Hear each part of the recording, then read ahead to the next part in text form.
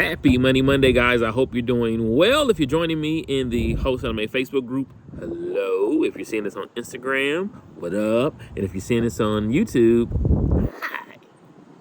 Okay, my name is Ronnie. I'm here with the Simple Wholesaling team, and just want to talk with you this Money Monday. Again, this is about finances or things that can affect your money. There was a conversation that we were having in our meetup, and it was a very good point. I want to kind of just bring that back up and talk about that a little bit more because there's more conversation about it. So as a newer wholesaler, one of the things that we're always talking about, or one of the tricky points or most pivotal talking points is rehab cost, right? So when you're out marketing your deals, whether you put it on Facebook or you have an email list or you're talking directly with the buyer, one of the things that it's always kind of ballpark where you'll just say, maybe $30,000 for repairs, or $60,000 for repairs, depending on what's going on with the subject property, right? And so one of the feedbacks that we've been getting from some end buyers and talking about it, and I wanted to bring it up, they was like, you know what? I actually prefer for wholesalers that are marketing properties to not put rehab costs in. And I said, well, tell me a little bit about that. They said, well, number one, the rehab cost numbers are always changing based on the market, based on supplies, based on, labor. And then also too, based on what I want to do as an end buyer to the property, so like they said, hey, I might see a property that, let's say, it needs a roof. And it also needs siding. So depending on what the end buyer wants to do to the property, that could be a $8,000 repair, or it could be a $20,000 investment. So it just really kind of depends on that. So what they suggested, and I actually kind of agree with it too, is just to really more so emphasize the action items that are needed.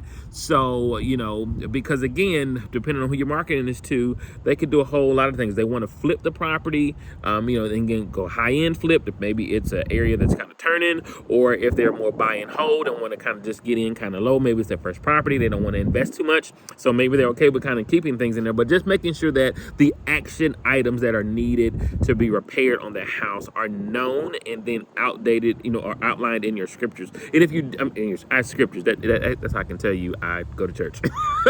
In your description, of what's going on with the property. So, if you want to maybe still put numbers like that, maybe put a range, on the low end, for a roof, on the low end, $3,000, high end, $10,000, whatever. I don't know. But again, that's a big range depending on what's going on, who you have doing it. Because contractor prices are different. Again, supplies costs go up and down, and then, what else you might find during an inspection could also change and mess things up as well. So again, I strongly suggest that you just put the action items that are needed. Now, how does that affect your money?